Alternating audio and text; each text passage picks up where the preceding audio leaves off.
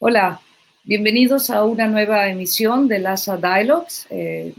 A nombre de LASA les doy la bienvenida. Soy Angelina Kotler, la directora de Membresía y Desarrollo. Y hoy día tenemos un programa muy especial que se titula De Centroamérica al Norte, migrantes confrontando violencia y deportaciones. Y en esta emisión nos acompañan Cecilia Menjivar, del Departamento de Sociología de la Universidad de California en Los Ángeles, Ellen Moody, del Departamento de Antropología de la Universidad de Illinois en Urbana-Champaign, Amelia Frank Vitale, del Departamento de Antropología de la Universidad de Michigan, y Sonja Wolf, del Centro de Investigación y Docencia Económicas, el CIDE, en México, y ella es especialista en el programa de políticas y drogas. Y estarán conversando sobre este tema de la coyuntura latinoamericana y los invitamos a que participen. Si tienen preguntas o comentarios, trataremos de responder a sus preguntas. Así que gracias por acompañarnos y hasta la próxima emisión de LASA Dialogues.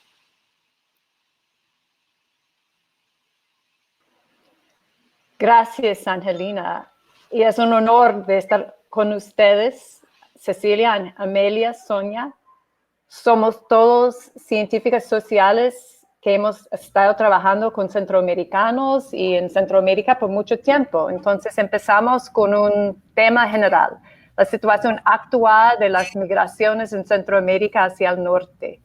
Todo está cambiando todo el tiempo si solo nos fijamos en las noticias del norte, pero no somos periodistas, somos científicas sociales, ¿verdad? Entonces, si ustedes nos podrían describir los cambios importantes, recientes, en el contexto histórico, ¿qué está pasando ahora y por qué ahora? No sé si quién quisiera empezar. Sonia. De acuerdo. Bueno, yo quisiera hablar un poco del caso de El Salvador. El Salvador es un país que ha visto migraciones hasta el norte desde hace mucho tiempo. También ya hace muchos años creo que el factor dominante ha sido por razones económicas, pero a lo largo de los años más personas se han ido por la violencia en El Salvador, ¿no? Sobre todo por la violencia asociada a las pandillas. Entonces creo que en todo el Triángulo Norte de Centroamérica estamos viendo que las personas se van por una mezcla de factores. Entonces esto no es distinto en el caso de El Salvador. La gente se va sobre todo por factores económicos y por la violencia, aunque también sabemos que hay personas que se van pues de la población LGBTI que también está enfrentando amenazas y violencia. Entonces los factores son varios, ¿no? Pero creo que tenemos que enfatizar que no solamente es la violencia como tal. En El Salvador, por ejemplo, el enfoque está muchas veces en la violencia, en las pandillas, pero no deberíamos olvidar que la situación estructural, la situación socioeconómica en el país también está asociada a la violencia, ¿no? Entonces, si queremos entender por qué la gente se va, pues la explicación debería ser un poco más compleja, ¿no? Entonces no podemos culpar simplemente a la pobreza o simplemente a las pandillas, pero la situación es más compleja, y creo que los testimonios de los migrantes y los refugiados también indican eso. Pero también quisiera agregar que deberíamos ver un poco más las políticas públicas que se están implementando, en este caso en El Salvador. No solamente, pues, por un lado, las políticas neoliberales que se han implementado durante toda la fase de la posguerra, que han profundizado la pobreza y la desigualdad en El Salvador. Para muchas personas es difícil encontrar un trabajo digno, estable en El Salvador. Entonces, nuevamente vemos esto como como factor en la migración, pero sin duda la política contra las pandillas también ha agravado la situación de las pandillas y por lo tanto la situación en muchas comunidades donde la gente se ve obligada a huir, ¿no? A abandonar sus hogares. Y El Salvador es uno de los países que no, o por lo menos el gobierno no quiere reconocer que existe desplazamiento forzado, que existe una migración forzada. Entonces, cuando hablo de políticas públicas es en este sentido, ¿no? Tenemos que entender de qué manera los gobiernos con las políticas que están implementando también contribuyen a ese éxodo hacia el norte. Bueno, no sé si Amelia o Cecilia quisiera agregar más. Ustedes trabajan, Cecilia en El Salvador y Guatemala y Amelia en Honduras. ¿Hay diferencias o se puede contrastarlos? Podría agregar que en el caso de Honduras, muchos de los factores de lo cual dijo Sonia, en el caso de El Salvador, se replican en Honduras. Hay situaciones parecidas de cierta forma, pero también en Honduras estamos viendo las secuelas de una situación política también desde el golpe de Estado de 2009, que se ha ido haciéndose peor en todos estos años, en esa década desde el golpe. Pero precisamente en 2017, que hubo unas elecciones que básicamente todo el mundo reconoce que hubo fraude. Y, todos los observadores internacionales tenían preocupaciones muy graves con las elecciones en 2017. El presidente de antes, actualmente, bueno, él es el de antes y de ahora también, se quedó en el poder, aunque la población estaba muy en su contra. Realmente la sociedad en Honduras, la gran mayoría de las personas no están de acuerdo con su gobierno, y la represión política que se ha dado después de estas elecciones en 2017, se ha creado una situación que mezcla una pobreza extrema que se está poniendo peor en Honduras, una violencia multifactorial entre maras y pandillas y grupos de sicarios y paramilitares y narcotraficantes, que es una geografía bastante compleja de actores violentos, y también una violencia política, una represión política que ahora lo estamos viendo aún más fuerte que en los años entre el golpe hasta 2017 más o menos, que todo se combina para hacer la vida imposible de una manera mucho más fuerte que incluso unos años atrás en Honduras. Cecilia. Sí, tú preguntabas, en qué ha cambiado ahora. Yo creo que muchos de los factores que están presentes detrás de la migración, perdón, de las migraciones centroamericanas mayores, que son de El Salvador, Honduras y Guatemala, han estado presentes desde hace décadas.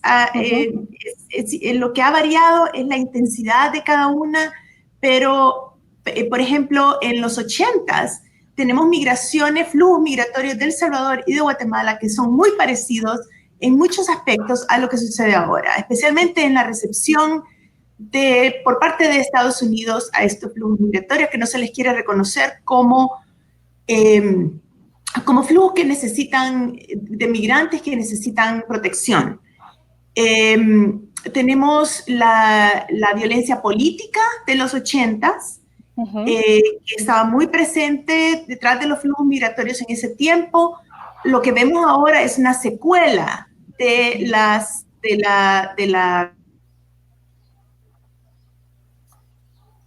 ¿Hola? Bueno, no le escucho, Cecilia, ahora. No sé por qué, ¿qué pasó? Ok, bueno. Nada, me estaban escuchando. Bueno, un momento, perdimos un momento, entonces sigue. Bueno, lo que estaba diciendo es que los flujos migratorios, la violencia política de los 80s, que dio paso a muchas de las migraciones en ese tiempo de El Salvador y de Guatemala, aunque Honduras no tuvo guerra civil, pero sí estuvo muy afectada militarmente por las bases que se crearon en Honduras para las guerras en Centroamérica. Eso todavía continúa de alguna forma ahora. Estamos viendo las secuelas de la militarización de esas sociedades que ahora se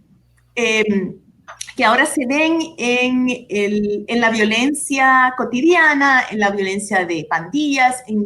Todo eso tiene sus raíces en la violencia de los 80s. Entonces hay muchos paralelos entre los flujos de los 80s, especialmente de los 80, que fue cuando empezó la migración masiva de la región norte de Centroamérica hacia Estados Unidos principalmente, pero también a México, y lo que se ve ahora. Lo que se ve ahora, creo yo, que las expresiones de violencia aunadas a las políticas neoliberales que mencionó Sonja al principio, han dado paso a otro contexto con matices diferentes, pero los factores continúan siendo los factores de desigualdad extrema, de pobreza, de violencia, de diferentes tipos de violencia continúan estando presentes. Sí, en particular, yo sé que tú has trabajado mucho con violencia de género y no sé si quisiera hablar un poco más de eso como aspecto. Pues sí, bueno, la violencia de género ha existido y continúa existiendo no solo en la región norte de Centroamérica, claro, pero en la región norte de Centroamérica lo que sucede es que se ha dado en un contexto de otros tipos de violencia estructural, de violencia simbólica, de otros tipos de violencia, entonces, que han contribuido a exacerbar la violencia de género en la región también. Todo esto está muy ligado. La violencia de género no es simplemente, no se puede entender la violencia de género en la región solamente pensando en hombres machistas o machismo o actos individuales de crimen. Se tiene que entender en este contexto amplio de violencia estructural, de políticas neoliberales, de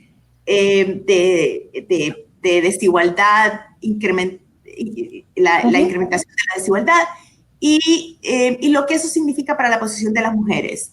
Estos países, los 3 países de la región norte de Centroamérica han pasado varias leyes para proteger a las mujeres en contra de la violencia, pero no han tenido ningún efecto. Yo tengo ahora unas cifras que me acaban de llegar ayer, que continúan las muertes de las mujeres por feminicidio y eso no ha cambiado. Hay más hombres que mueren como consecuencia de la violencia en los 3 países, pero la diferencia grande que le agrega un sesgo de género es que a las mujeres las mujeres no solamente mueren o las matan con un arma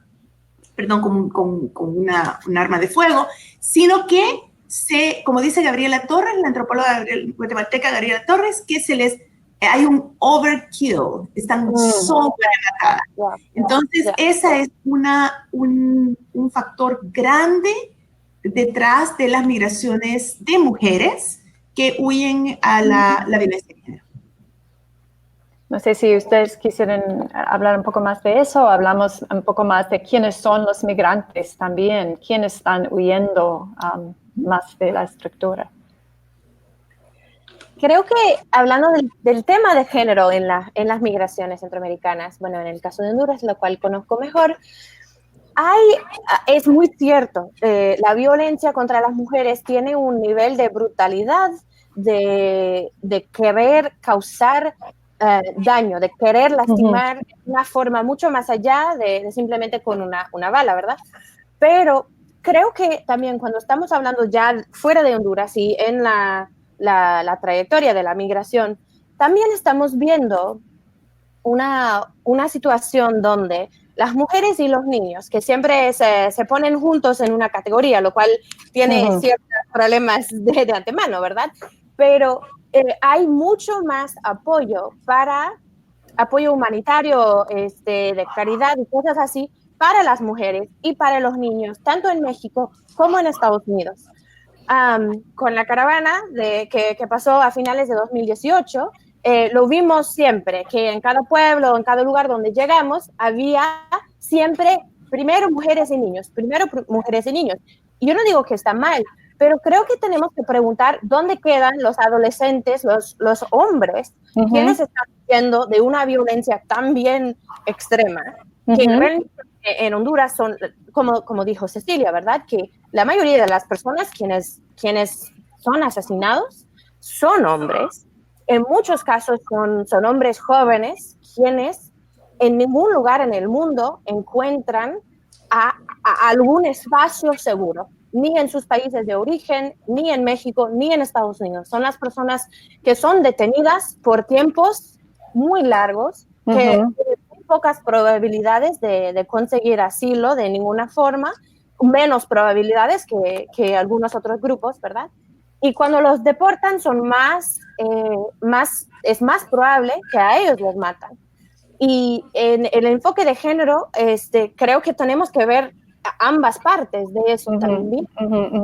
Que es una crisis de masculinidad también allá, que jóvenes, hombres, que, bueno, usted quizá tú podrías hablar un poco más de eso también, Sonia, de las pandillas, porque se meten en las pandillas, porque se han hecho como símbolo de toda la crisis, aunque sea mucho más. Sí, antes de llegar a esa pregunta, quizás si puedo agregar algo más cuando hablamos de quiénes son los migrantes, qué ha cambiado, cuáles son las continuidades. Creo que podemos mencionar varias cosas. Un punto sería el destino. Me parece que para muchos centroamericanos el destino principal sigue siendo Estados Unidos, a pesar de todos los obstáculos que hay en el tránsito, y México menos, aunque se comenta que México es cada vez más un país de destino para los centroamericanos, no solo un país de tránsito, pero lo vemos en menor medida. Es decir, la gente de Centroamérica busca llegar a Estados Unidos, su futuro, ¿no? Porque también tienen redes de apoyo en Estados Unidos. Es un país que históricamente ha recibido mucha migración de Centroamérica. Y también en términos de oportunidades económicas, Estados Unidos sí tiene más opciones que México, ¿no? Y esto es también una pregunta relevante en el actual contexto con la política del gobierno mexicano. Pero cuando hablamos de cambios, lo que siempre cambia es un poco las rutas que se adaptan a las políticas de contención, tanto de México como de Estados Unidos. Y en términos de cambios también podemos mencionar las formas de la migración, las caravanas, como mencionó Amelia, ¿no? Esto es, digamos, algo distinto que hemos visto desde el año pasado, y un incremento quizás en el número de familias que intentan la migración.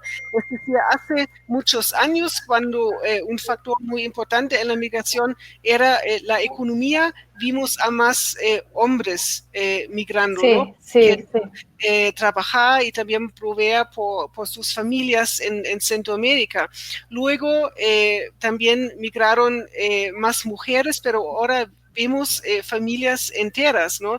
Y creo que esto también nos dice que para las personas que salen de su país, que no confían en la posibilidad de un cambio verdadero en sus países, es decir, han decidido como unidad familiar que tienen que construirse una vida en otro lugar. Sonia, bueno, precisamente eso, te voy a dirigir una pregunta que alguien nos mandó sobre la posibilidad de cambios en El Salvador con Bukele, el nuevo presidente, Nayib Bukele.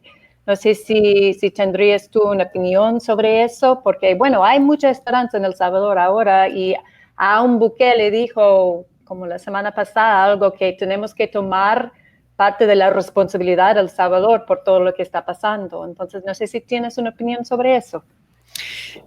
Sí, bueno, por un lado creo que es un poco prematuro decir que va a ser el nuevo gobierno en El Salvador. Quizás lo que nos complica a todos un poco dar una respuesta a esa pregunta es saber realmente quién es Nayib Bukele como presidente, ¿no? Entonces sabemos algunas cosas de él como alcalde y como candidato presidencial, pero realmente ha sido una figura que ha hecho un uso inteligente de las redes sociales, ¿no? Para venderse como figura política, pero no sabemos mucho sobre las políticas que él va a implementar durante su gestión, ¿no? Quizás un factor que podemos mencionar y creo que también va a ser relevante en el tema de la seguridad y de las pandillas es el hecho de que Nayib Bukele llegó a la presidencia con ayuda del partido Gana, ¿no? Aunque durante la campaña él mencionó que Gana era un vehículo únicamente para llegar a la presidencia, pero cuando Nayib Bukele ya había ganado la elección, ese partido sí expresó interés en participar de alguna forma en ese gobierno, ¿no? Y en el partido Gana, digamos, hay tendencias hacia la mano dura también, ¿no? Todo lo que hemos visto hasta el momento es que Nayib Bukele también está reciclando la política de mano dura de alguna manera, ¿no? Tanto en las cárceles, digamos, con la situación de emergencia que ha declarado, como el despliegue de más militares y más recursos que él quiere destinar a la policía, ¿no? Entonces, hasta el momento no estamos viendo un intento en construir una política de seguridad integral, sino también pues un énfasis en la mano dura y el argumento que su gobierno puede hacer, tal como lo hicieron gobiernos anteriores, es que la situación es tan grave que amerita ese tipo de respuesta, ¿no? Pero lo que tú decías, Ellen, sobre la responsabilidad, por un lado, sí tiene razón. Obviamente, los gobiernos, ¿no? de los países de origen tienen que hacer su parte, pero creo que no podemos olvidar el papel que Estados Unidos ha jugado en estos países históricamente, ¿no? Para contribuir a la situación contemporánea y tampoco deberíamos olvidar el tipo de asistencia que Estados Unidos está prestando a estos países en la actualidad, ¿no? Y, digamos, el énfasis que vemos en la política de Estados Unidos hacia México y Estados Unidos es, por un lado, definir ciertos temas sociales como amenazas. Entonces, lo que Estados Unidos pide es frenar estas amenazas, sea la migración indocumentada o las drogas o las pandillas, ¿no? Y por otro lado, Estados Unidos brinda asistencia de seguridad a México y a los países centroamericanos, pero parte de esa ayuda también se usa para nuevamente frenar, ¿no? A los migrantes indocumentados y los refugiados, ¿no?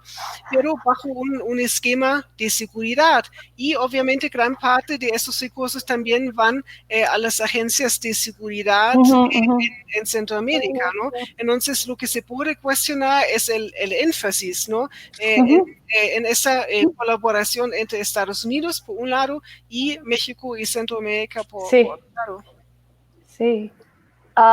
Bueno, no sé si ustedes, por ejemplo, hay una persona ahora que está preguntando precisamente por eso, de abuso de la autoridad de parte de la policía y las Fuerzas Armadas. Se puede hablar del caso de Honduras. Amelia ya ha hablado un poco de eso. No sé si ustedes tienen algo como para decir sobre eso en general en El Salvador, pero también en Guatemala.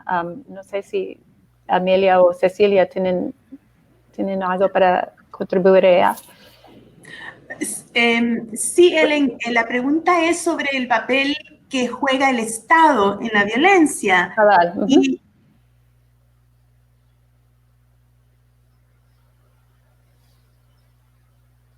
Y por ejemplo, a nivel general, el Estado en los 3 países, al mismo tiempo que pasan leyes para proteger, por ejemplo, a las mujeres, y podemos volver al tema de los hombres, la diferencia de hombres y mujeres, después si quieren, pero se pasan las leyes, pero al mismo tiempo esas leyes no se enfuerzan. Entonces, o el mismo Estado activamente participa de diferentes maneras, directa o indirectamente, en la reproducción de la violencia. Entonces, el Estado a mí me parece que juega un papel de omisión y comisión en la violencia, o no les presta atención a los casos de violencia e ignora y pasa leyes y políticas simbólicas, o por otro lado también participan dentro de la reproducción de la violencia. Entonces el papel del Estado me parece que es central en la producción y reproducción de la violencia. Este es el Estado. El gobierno, los gobiernos pueden cambiar, los gobiernos pueden venir a alguien nuevo, pero yo creo que no hay mucho cambio, la verdad, a través de los gobiernos, porque no solamente es el presidente, sino que también son los legisladores, y hay muchos intereses detrás de estas decisiones que no tienen que ver solamente con... El presidente puede entrar con mucha buena intención, pero a veces sí, a veces no, pero lo que es importante ver, creo yo, es lo que hacen los legisladores en todos estos países y los intereses detrás de lo que hacen los legisladores, porque hay mucho interés también en que se mantenga la violencia de alguna forma. Así es que yo creo que, no sé si esta es una visión más cínica, pero yo creo que es una visión más crítica de lo que puede hacer el gobierno y el Estado. Pero Cecilia, explícanos un poco más de eso. ¿Quién tendría interés en la violencia en su país? Por ejemplo, Gabriela Torres ha escrito sobre las compañías de seguridad, las compañías privadas de seguridad, que están enriqueciendo muchísimo de la violencia. Hay personas que han estado escribiendo sobre quién se está beneficiando de alguna forma o de otra de la violencia que existe. Entonces, yo creo que hay algo de eso. Yo no estoy diciendo que esto es el panorama completo, pero no se puede ignorar esto, especialmente que la gente, académicos han estado ya prestándole atención a estos actores que han entrado en el juego. Sí, Emilia, ¿estás de acuerdo? Entonces, sí. No, estoy muy de acuerdo y creo que, bueno, en el caso de Honduras, yo creo que el gobierno el gobierno y el Estado, ambos cosas en este contexto, ven a los jóvenes varones principalmente, pero también a las mujeres, pero a los varones jóvenes urbanos desempleados, que es la mayoría, como una amenaza, como una amenaza a la estabilidad política del país, y los ven como criminales o criminales potenciales. Y para el Estado también es a su beneficio responder a esta amenaza con una criminalización, con una militarización del país. Eso realmente permite al gobierno actual quedar en el poder a través del apoyo de Estados Unidos, que realmente lo respalda. Fueron los únicos quienes avalaron los resultados de las elecciones fraudulentos en 2017, y también tenía mucho que ver con reconocer el gobierno después del golpe de Estado en 2009. Y este apoyo viene en forma militar, ¿no? Hace poco Trump anunció que iba a cortar las ayudas a Centroamérica, que ya no iba a haber ayuda humanitaria, pero esa ayuda que está cortando no es la ayuda militar, no son las cosas que que Estados Unidos manda, que Estados Unidos apoya en la militarización de la región y del país, ¿no? Eso es una fuente de apoyo para los que están en poder en Honduras, esencial. Sin este apoyo, yo no creo que quedan en el poder, la verdad. Sí. Y eso, así como que la migración y la criminalización de los jóvenes y la militarización del país, todo va en conjunto. Porque para el gobierno actual realmente no quiere que los jóvenes queden en el país. La verdad, su presencia es una amenaza para ellos. Si se van, está bien para ellos, pero tienen que quedar bien con Estados Unidos para mantener estos apoyos, ¿verdad? Entonces, para ellos realmente está perfecto verlos todos como criminales, responder con más represión, con más arrestos, con más encarcelamientos de la población joven, o que se vayan y que se mueren en el camino para que no queden en el país, para realmente formar una amenaza al orden, al régimen.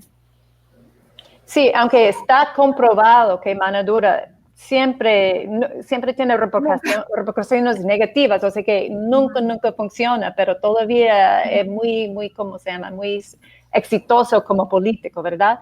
Muy lucrativo. Sonia ha escrito todo un libro, ¿verdad? Que se llama Mano Dura, ¿verdad? No sé si tiene más para hablar de eso.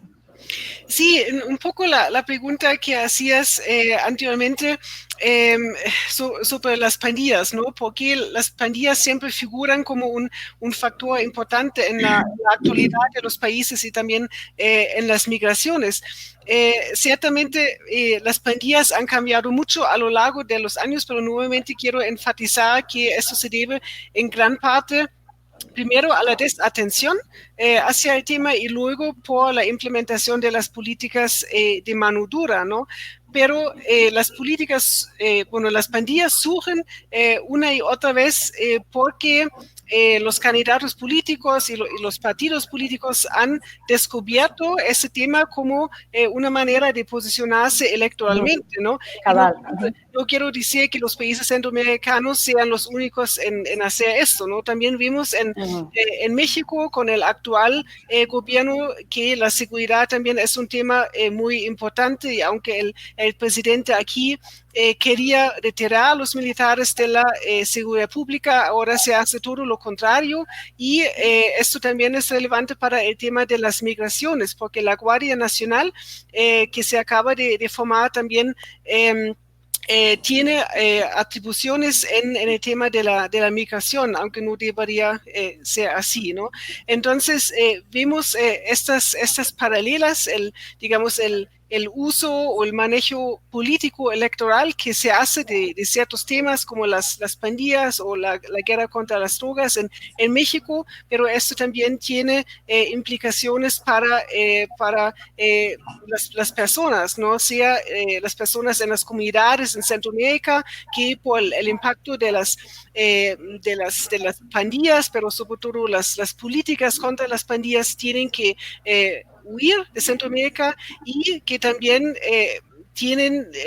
enfrentan nuevas amenazas en México porque tienen que transitar por rutas donde el crimen organizado tiene presencia y donde el Estado también enfrenta al crimen organizado también con políticas de mano dura, ¿no? Que tienen, como Ellen decía, que tienen estos efectos negativos.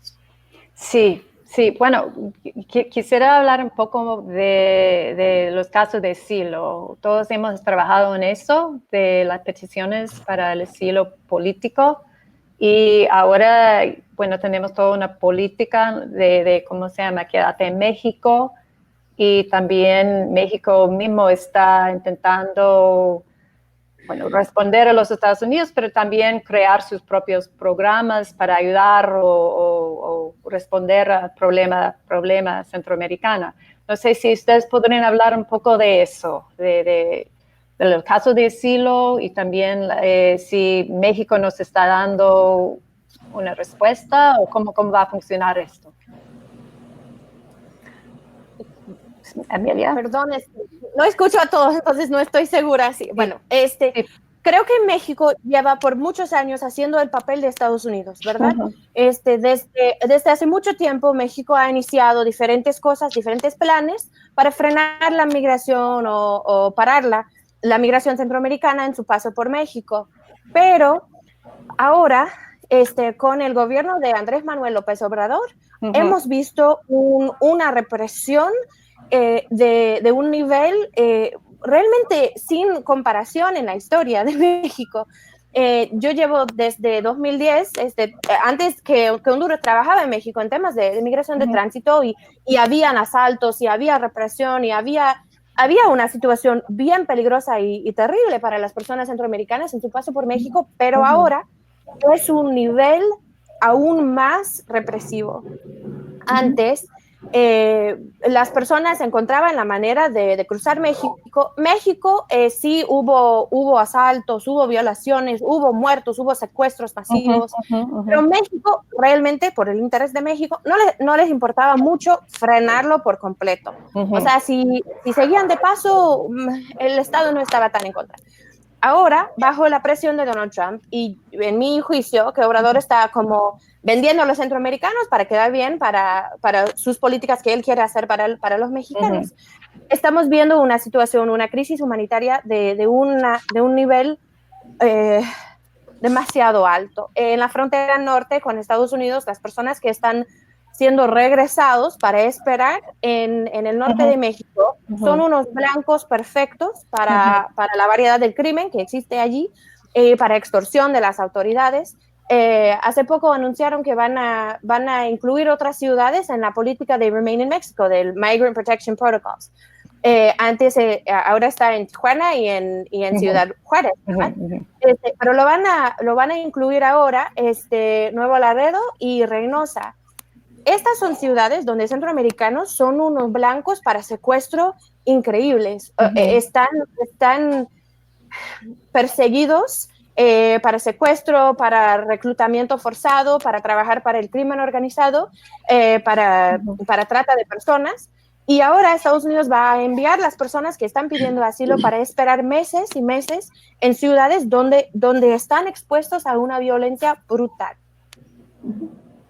Sí. Hay mucho más que se podría decir, pero doy la palabra a Cecilia. Sí, no, estoy totalmente de acuerdo con Amelia, porque México viene jugando este papel desde hace décadas. En las primeras entrevistas que yo hice con salvadoreños cruzando México, que cruzaban durante la guerra de los 80, ya me hablaban de retenes que habían dentro de México, tratando de contener la migración centroamericana. No tanto como, claro, no a los niveles que se ve ahora, pero ya México ya había estado jugando papel. La frontera sur de Estados Unidos se ha venido extendiendo a través de los años, y ahora cubre todo México y ya ha llegado a Guatemala también. Las violaciones de derecho al asilo, de derecho como personas, que se ve ahora en México y en todo el corredor, no se había visto antes el nivel. Se habían visto los secuestros, sí, se había visto el reclutamiento forzado de trabajadores del sexo, por ejemplo, de centroamericanos siendo forzados para trabajar en México, pero el nivel casi institucionalizado que está ahora en México no se había visto antes. Y es una crisis alarmante que Estados Unidos está adoptando esta política sabiendo muy bien lo que los centroamericanos pasan en México y que han pasado en México, pero que está pasando ahorita. Bueno, pero la posibilidad, bueno, Sonia, ¿quería decir algo? Sí, si puedo nada más para agregar un poco, algo más sobre la capacidad de México, ¿no? Porque lo que estamos viendo con todos los obstáculos que enfrentan los centroamericanos para presentar solicitudes de asilo en Estados Unidos, efectivamente el número de solicitudes de asilo en México ha aumentado. por mucho son números sin precedentes, y ahí vemos que la agencia encargada de procesar estas solicitudes de asilo no tiene ni los recursos ni el personal para procesar esas solicitudes de una manera adecuada, ¿no? Entonces los tiempos de espera también son considerables en México, y además México no tiene un sistema de apoyo para las personas que han presentado alguna solicitud de asilo, ¿no? Entonces, esas personas tienen que, obviamente, buscar trabajo, educación para sus hijos, acceder al sistema de salud, pero digamos, por parte del Estado no hay apoyo en ese sentido, ¿no? Y lo que hace, o lo que ha anunciado el gobierno mexicano es que quiere ofrecer trabajo para los centroamericanos que han presentado una solicitud de asilo en Estados Unidos y tienen que esperar en México, y las opciones que se quiere dar a los centroamericanos es trabajar en las maquilas que están en la frontera norte. Las maquilas son notorias por las malas condiciones de trabajo, por los precarios salarios, ¿no? Y obviamente es una situación de mucha incertidumbre para las personas que tienen que vivir en estas situaciones quizás durante años, ¿no? Porque también hay muchos atrasos en las solicitudes de asilo en Estados Unidos. Y el presidente de México ha anunciado que apenas son, al parecer, un poco más de 300 personas que ya han obtenido trabajo en México, pero también ya ha habido reacciones por parte de los empleadores. En el sector privado hay cierta desconfianza hacia los centroamericanos porque se sabe que vienen de países donde hay presencia de las pandillas, ¿no? Entonces el sector privado pide pues una revisión pues de los antecedentes de estas personas antes de darles trabajo, ¿no? Entonces no es nada fácil. Y lo que también quiero destacar es con el despliegue de la Guardia Nacional, tampoco hay claridad sobre las funciones que los elementos de la Guardia Nacional podrían tener en la migración, porque si bien ellos tienen su propio reglamento, la ley de migración no prevé un papel para los militares, ¿no? Y la Guardia Nacional son elementos militares, ¿no? Entonces no queda claro cómo los elementos de la Guardia Nacional podrían tratar a los migrantes, o incluso cuál podría ser la relación con los albergues. Lo que se puede decir es que hasta el momento hay cierta preocupación por parte de los albergues, sobre todo en la zona norte del país, y el panorama pinta para más violaciones a los derechos, ¿no? de los migrantes. Wow. Somos parte de un sistema, ¿verdad? Okay, sí, no, estamos hablando más como la parte de México, la parte de Guatemala, El Salvador, Honduras, pero también los Estados Unidos, pero obvio que no es solo una cosa de fronteras nacionales, ¿verdad? Las fronteras son el problema, pero también son parte de lo que estamos usando para un pretexto, para, como decía Amelia, de pensar en qué hacer con la gente dispensable, ¿verdad? Entonces, sí me explico, no sé, pero bueno, lo que quería hablar un poco más, aunque yo no quiero dividir eso, dividir el problema entre naciones, entre estados. Hablamos un poco del sistema de las peticiones, los pedidos de asilo y las deportaciones ahora. ¿Cómo han sido su experiencia reciente sobre ustedes todos han trabajado como expertas en la Corte y escribiendo declaraciones? No sé si podrían hablar un poco de eso en el contexto del presente. Ellen, yo he hecho bastantes declaraciones escritas, no he estado en corte porque no tengo tiempo, pero los casos son... todos los casos en los que yo he trabajado, que son como 2 por semana, presentan el mismo patrón. Y el patrón es no solamente la violencia que diferentes tipos de violencia física, psicológica, de varios tipos de violencia. Y el único grupo con que yo trabajo son mujeres que han estado en uniones en los 3 países. El patrón es no solamente el tipo de violencia y la violencia extrema que las mujeres sufren, sino que incluso más importante es, o igualmente importante, es la indiferencia con que las instituciones tratan estos casos, que las mujeres tratan de llamar a la policía, tratan de poner los casos, tratan de exponer sus casos, y no se les presta mucha atención, no se toman en serio. En Honduras, por ejemplo, tuvimos un caso que lo escribimos en un artículo que escribimos con Shannon Drysdale-Welch sobre los recursos que supuestamente estaban dedicados a combatir la violencia de género contra las mujeres, los recanalizaron a crímenes que supuestamente son más serios, como robos. En Guatemala tenemos policías que cuando las mujeres llegan a pedir ayuda, el carro de policía no tiene gasolina. Y entonces la familia de las mujeres tienen que darle gasolina para que vayan a continuar la investigación. Entonces es un nivel de indiferencia. O sea que indiferencia del Estado, se supone, ¿verdad? Complicidad del Estado.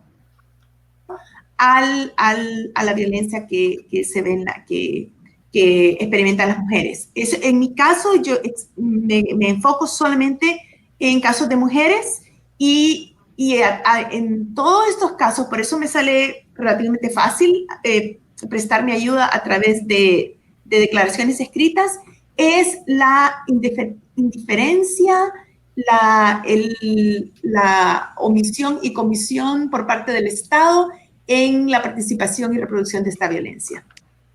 Sí, y Amelia, entonces. Sí, creo que